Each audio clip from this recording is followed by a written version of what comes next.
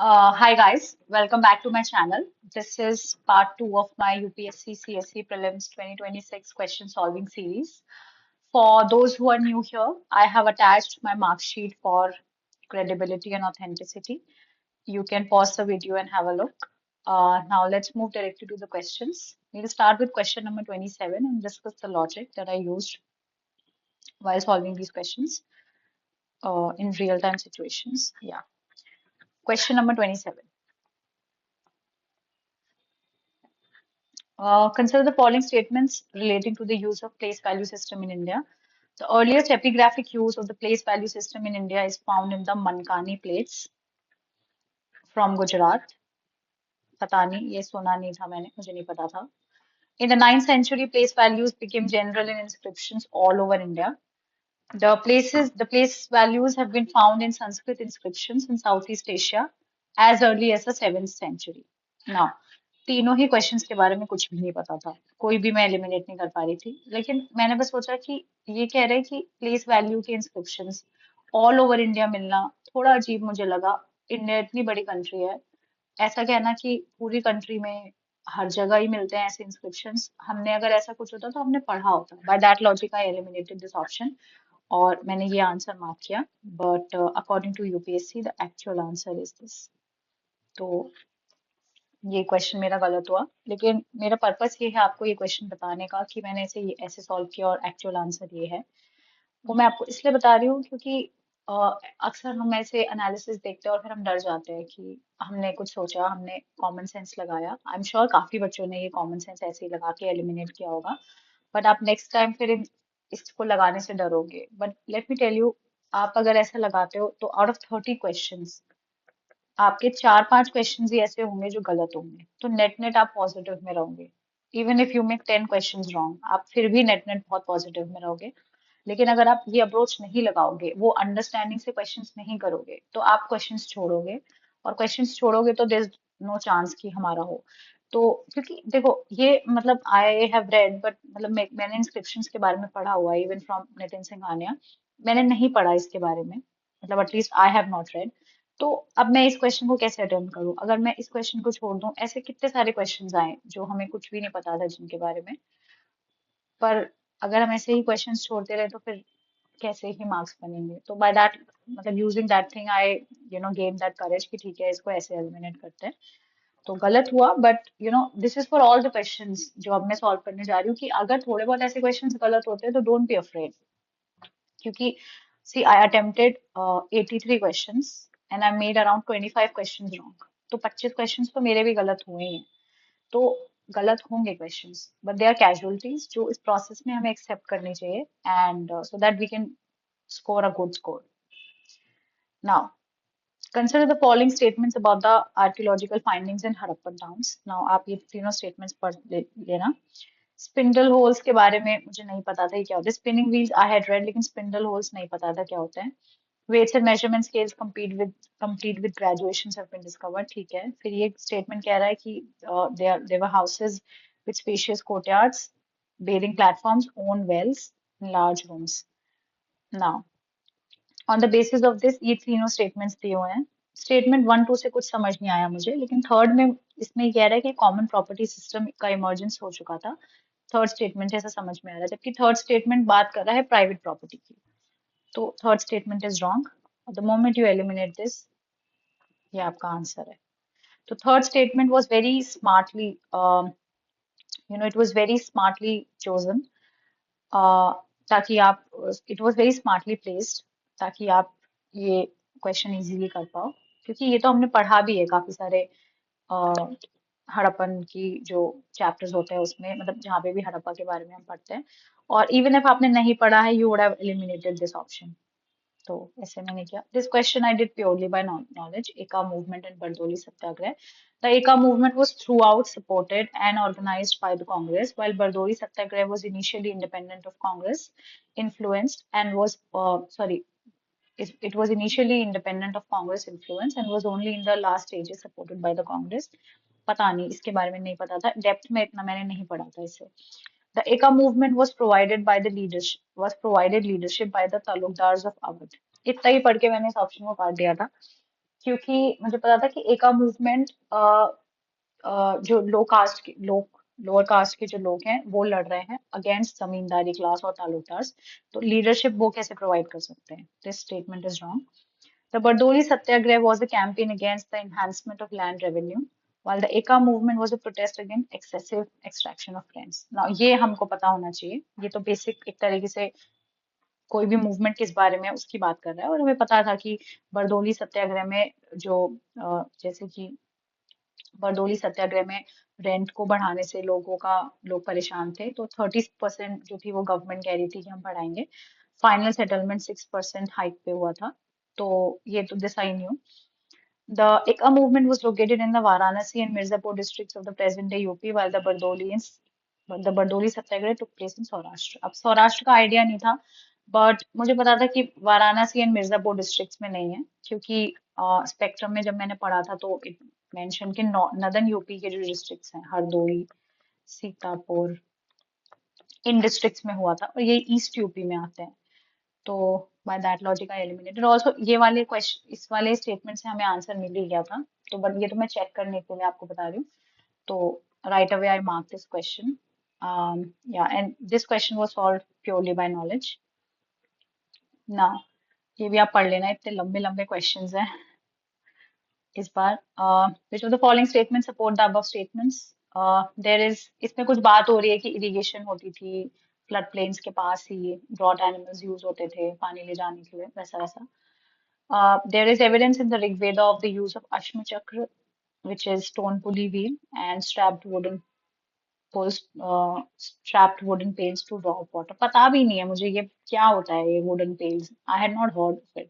Stone pulley wheel, ठीक है, नाम सुना हुआ है, बट आरा घट्टा जैसा, बट पता नहीं. तो पर मैंने सोचा कि there is evidence in the Rigveda, होगा ही एविडेंस. ऋग्वेदा इतना एक्सटेंसिव बड़ी डॉक्यूमेंट है, तो ये कहना कि उसमें ऐसा कोई एविडेंस नहीं है वो तो बहुत ही गलत हो जाएगा, और वो it will be very difficult to prove wrong. तो I mark this, I assume that this statement is right. Mention has been made in the Rig Veda of the use of implements like Parshu, Kulish and Datra. I know that ये जो axe है और sickle है ये agriculture में use होते हैं, तो mention किया ही होगा, क्योंकि ऋग्वेदा हमने पढ़ा है कि ऋग्वेदिक सोसाइटी भी एग्रीकल्चर प्रैक्टिस करने लगी थी. बहुत ज्यादा ऐसे प्रोमिनेंट लेवल पे नहीं, लेकिन फिर भी they knew how to practise agriculture.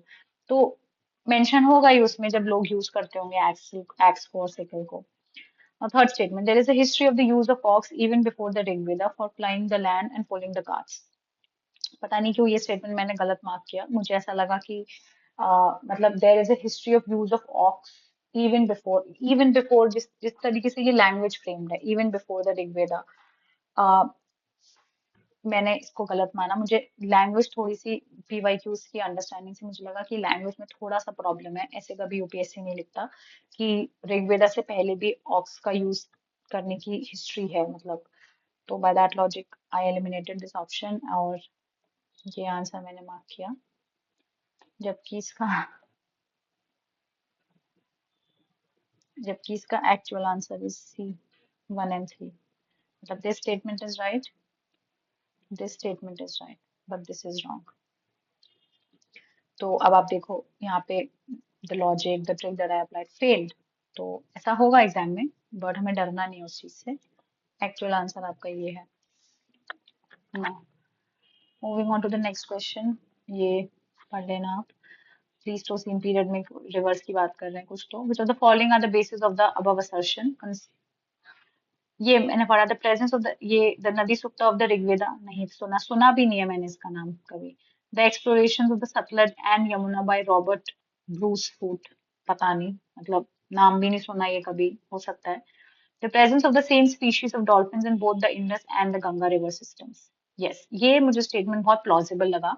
हम कॉन्टिनेंटल ड्रिफ्ट थ्योरी जो अल्फ्रेड वेगनर ने दी है उसमें भी हम पढ़ते हैं ना कि सेम स्पीशीज की कोई चीजें अगर दो दो लोकेशंस पे भी मिलती हैं, तो इसका मतलब होता है that कभी at one point in time history में वो कनेक्टेड रही होंगी. तो मुझे वही चीज याद आ गई, और उससे मुझे लगा कि सेम स्पीशी. और वैसे भी हम पढ़ते हैं कि 4 टाइप की डॉल्फिन्स होती हैं, Indus, Ganga, then humpback, and then Irrawaddy. तो वही मुझे याद था थोड़ा इन्वायरमेंट का नॉलेज से मुझे लगा कि ये स्टेटमेंट, और plus the placing of the option was such, तीन जो थर्ड ऑप्शन है वो सिर्फ एक ही ऑप्शन में दे रखा था। तो I instantly mark this as an option. मतलब अगर ऐसा होता कि वन और थ्री भी कहीं दिया होता या टू और थ्री दिया होता तो I would have been confuse कि इन दोनों ऑप्शंस में मेरा क्या टेक होना चाहिए। बट इससे मुझे सेम लगा और मुझे वो कॉन्टिनेंटल ड्रिफ्ट थ्योरी वैगनर की याद आ गई। तो आई मार्क दिस करेक्ट और यही आंसर है। Although some people are challenging this question, but let's see, but UPSC ने तो यही आंसर दिया है।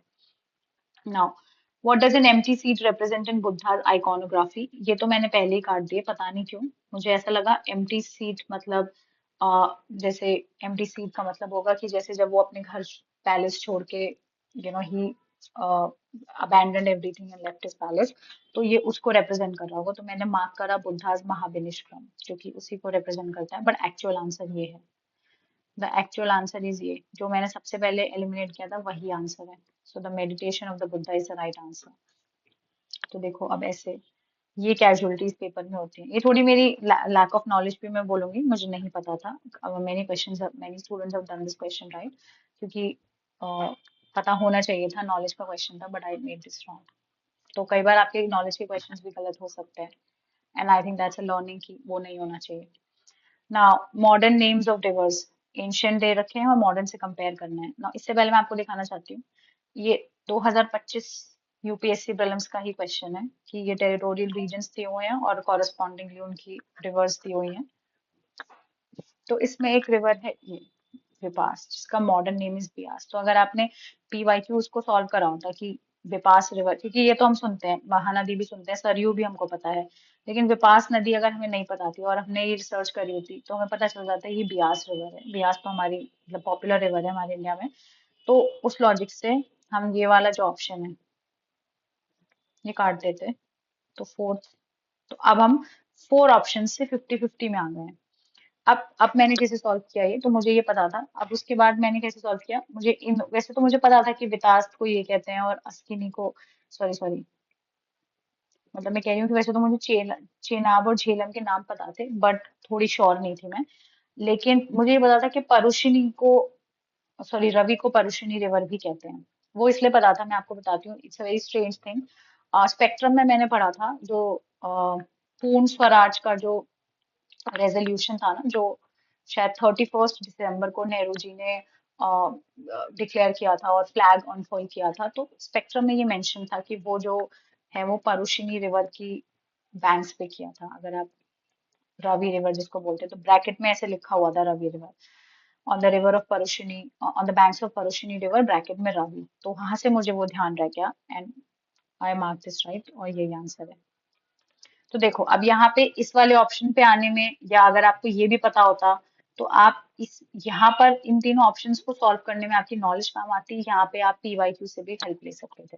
तो कहने का मतलब ये है कि दोनों का मिक्स चलता है। ऐसा कहना कि आउटराइटली पीवाईक्यूज ही हेल्प करेंगे या आउटराइटली नॉलेज ही हेल्प करेगी, इट्स वेरी डिफिकल्ट। तो वो दोनों का mix, the combination of both the things help you solve questions. Also ये जो तीन दो हैं, वितस्त और अस्किनी, और ये आपकी जो ट्रेडिशनल बुक्स भी हैं, जैसे लूसेंट में भी इट्स रिटन, तो वहां से भी पता हो सकता था आपको। Now moving on to the next question. Amaravati stupa के बारे में पूछा है कि क्या ये लोअर कृष्णा वैली में लोकेटेड है, पता नहीं। It was next only to the Sanchi stupa in size, ठीक है। Now they are saying that Amravati school inspired that it has a lasting impact on South Indian culture, sculpture and its products were carried to Sri Lanka and Southeast Asia. ये तो बड़ा general statement है। कोई भी history में कोई भी चीज, कोई भी स्कल्पचर, कोई भी आर्ट की चीज होती है वो इंस्पायर करती ही है लेटर स्कूल्स को। तो इट इज वेरी ऑब्वियस, तो ये तो सही होना ही था। बट इससे फर्स्ट स्टेटमेंट ही, फर्स्ट ऑप्शन ही कटता है। It was located in lower Krishna valley, ये मुझे नहीं पता था। ये पता था कि अमरावती स्तूप कहाँ है, लेकिन आंध्र प्रदेश में है, लेकिन लोअर कृष्णा वैली में है, अपर कृष्णा वैली में है, पता नहीं। बट ये statement, it was next only to the Sanchi stupa in size, ये स्टेटमेंट मुझे थोड़ा सा अजीब लगा कि सिर्फ सांची स्तूप के साइज के ही बराबर होगा, और भी तो स्तूप है इंडिया में, बुद्धिज्म फ्लरिश्ड हियर। तो by that logic I eliminated this option and I went with the answer, और इसका यही आंसर है।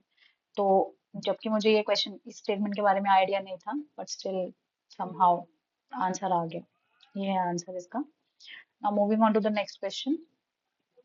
Late me check if this is the right answer. जहां तक मुझे याद है मैंने सही मार्क किया है. या 34 का B, this is the right answer. हाँ मैंने मार्क भी करा हुआ है देखो. Now, which of the following pairs of the king and his dynasty not correctly matched? मुझे पता था Sengoku 1 को रेड चेहरा कहते हैं तो ये तो सही ही है, तो by that logic I eliminated this. लेकिन इसमें मुझे confusion था. Although ये spect लूसेंट में बहुत clearly mentioned है, but मेरे को नहीं आता था, so I left this question. Yeah, but the actual हाँ, so I left this question, but the actual answer to this question is B, 2 only. This is the answer. Now moving on to the next question. Which of the following factors contributed to the formation of forward bloc by Bose in 1939? Bose failed to win the confidence of Gandhi. The Congress left was disunited and failed to support Bose. The communists did not support Bose in his endeavors. The supporters of M. N. Roy and socialist leaders like Jayaprakash Narayan preferred Congress unity to support Bose. ये नहीं पता था मुझे पता था forward block Subhash Chandra Bose ने बनाया है. 1939 में बनाया है, जब जब उनके डिफरेंसेस हो गए थे कांग्रेस के प्रोमिनेंट लीडर्स से और उन्होंने हरिपुरा और त्रिपुरा सेशंस के बाद. तो दिस मच आई न्यू, लेकिन उससे ज्यादा नहीं पता था, तो मैंने ये स्टेटमेंट एलिमिनेट किया थिंकिंग कि somebody a leader of stature like Bose, उसके बारे में ऐसा नहीं लिखेंगे that he failed to win the confidence of Gandhi. मतलब मुझे लगा कि इस तरीके का स्टेटमेंट अगर आता कि बोस और गांधी के कुछ डिफरेंसेस थे गांधी जी के, तो I could have still bought it, but ये स्टेटमेंट मुझे थोड़ा सा अजीब लगा, तो it's like disrespecting a freedom fighter, तो ऐसा मुझे लगा. मतलब I am not saying that the statement is disrespecting, but I am just saying that मुझे ऐसा लगा कि थोड़ा सा एब्सर्ड स्टेटमेंट है, तो आई एलिमिनेटेड दिस और उस लॉजिक से मैंने ये मार्क किया. But the actual answer is this, जो मतलब जो स्टेटमेंट मैं सोच रही थी कि गलत है वो एक्चुअली में सही है. 1, 2 एंड 4 ये स्टेटमेंट गलत है, तो ये है, तो ये गलत हुआ मेरा. Now this is the answer. Moving on to the next question. ये भी मेरा गलत हुआ. हिस्ट्री मॉडर्न इंडिया के बैक टू बैक दो क्वेश्चंस गलत. British policy in Awadh immediately after annexation in 1856, उसके बारे में बात हो रही है. The taluqdars were dispossessed of their estates but allowed to retain their arms and forts. पता नहीं. A summary revenue settlement was made in 1856, assuming that the taluqdars were outsiders. पता नहीं. The British believed in taking revenue directly from the peasants by removing the taluqdars. अब मुझे क्या लगा कि अवध जो है इट्स इन यूपी, और यूपी में शायद परमानेंट सेटलमेंट था जो शायद कॉर्नवालिस, लॉर्ड कॉर्नवालिस ने इंट्रोड्यूस किया था, I think, I don't remember now. हाँ, तो मुझे लगा था कि यूपी में परमानेंट सेटलमेंट है तो उसमें तो कोई एक इंटरमीडिएरी क्लास होती है जो रेवेन्यू लेती है, तो ये स्टेटमेंट तो गलत हो जाएगा कि डायरेक्टली तो पीजेंट से नहीं लेंगे, वो तो रैयतवाड़ी सिस्टम में होता है. तो by that logic I eliminated this option, this option, this option, तीनों में 3 है और मैंने इसको मार्क कर दिया, जबकि एक्चुअल आंसर ये है. मतलब कि ये वाला स्टेटमेंट भी सही है, ये वाला स्टेटमेंट भी सही है, ये गलत है यूपीएससी के हिसाब से. मतलब यूपीएससी के हिसाब से क्या, यही सही आंसर है. तो हाँ, ये भी मेरा गलत हुआ. तो वही मैं आपसे कह रही थी कि बैक टू बैक मेरे 2 क्वेश्चंस गलत हुए. Now the genesis of political alliances based on community lay in the very nature of the Montego-Chelmsford reforms 1919. Which of the following statements support the above assertion? Reforms retained and extended the principle of separate electorates. Yes. 1909 में they were introduced for the first time और 1919 ने इसको retain करा और कुछ और classes को extend कर दिया. So we had read. Separate electorates were supposed to counter Indian nationalism, which was growing stronger. बिल्कुल सही बात है ये. Deprived classes rallied around the favors inherent in separate electorates. अब पहले तो मैं आपको बताती हूँ, मैंने इसको depressed classes पढ़ लिया था, जब फिर बाद में पढ़ा तो ये deprived classes था. अब स्टेटमेंट क्या कह रहा है? Deprived classes rallied around the favors inherent in separate, मतलब कि वो कह रहा है कि जो भी डिप्राइव्ड क्लासेस थी, अब deprived classes can be anything, deprived classes can be women, वो एक क्लास है. Deprived classes can be your Dalits, और भी क्लासेस हो सकते हैं. तो they rallied, basically they lobbied for separate electorates, जो क्योंकि उनको लगता था कि ये उनके फेवर की बात है. तो ये तो बात सच ही है ना. हर क्लास उस टाइम पे, हर जो क्लास थी, क्योंकि यूनिटी उतनी आम में थी नहीं, तो every class was trying to influence the government for their own benefits. तो ये सच बात है। अगर किसी ने इसको डिप्रेस क्लासेस पढ़ लिया तो हो सकता है वो ये स्टेटमेंट गलत कर दे, बट मैंने शुरू में इसको डिप्रेस ही पढ़ा था, बट देन आई करेक्टेड। तो तीनों स्टेटमेंट सही है, ये ही आंसर है, 1 2 3। नाउ या नाउ दिस क्वेश्चन इज, ये मेरा सही होता है ये वाला क्वेश्चन, मॉडर्न इंडिया का। Now this question I am very proud कि ये क्वेश्चन मैंने प्योरली बाय ट्रिक से करा। I had not heard about Pandit Mallikarjun Mansur, the famous classical singer from Karnataka. नहीं पता था, मतलब ये आप, मुझे पता था कि म्यूजिक में घरानास होते हैं, बट नहीं, ये बाकी और कुछ नहीं आता था। What I used here was odd one out trick, which is कि अगर ये घराना, इसमें से अब मैंने ऐसे सोचा कि इन चारों में से कोई ना कोई तो आंसर है। आगरा घराना, ग्वालियर घराना, पटियाला घराना हो सकता है, जयपुर अतरौली घराना। अब ये अतरौली सुन के लग रहा है ये कोई कोई फेमस जगह नहीं लग रही है अतरौली। मैंने सुना हुआ था that it's a small town near Aligarh, which is in UP. I knew this much. तो मुझे लगा कि अगर एग्जामिनर, अगर इन तीनों में से कोई आंसर है, तो ये ऑप्शन एग्जामिनर ने सिर्फ रैंडमली ऐसे करके बना दिया है, तो उसमें वो अतरौली क्यों लिखेगा? वो ही could have simply written Jaipur घराना।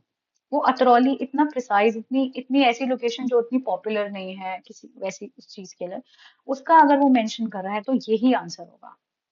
Odd one out trick use करी मैंने, एंड वही आंसर था एक्चुअली में। तो दिस इज वन ट्रिक जो कि मैं आपको बता रही हूँ कि आता कुछ भी नहीं था इसमें, लेकिन वो लॉजिक से मैंने इसको सॉल्व किया। क्योंकि नाम इसमें अतरौली जो है ना, it's a very small name, ये कोई इतना पॉपुलर जगह नहीं है।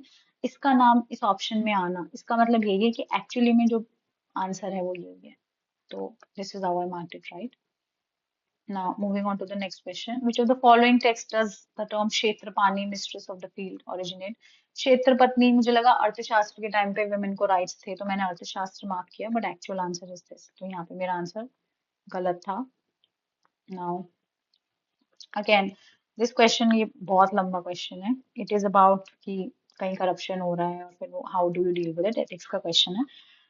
Which of the among the following principles of public administration was most strongly demonstrated by Mr. X actions?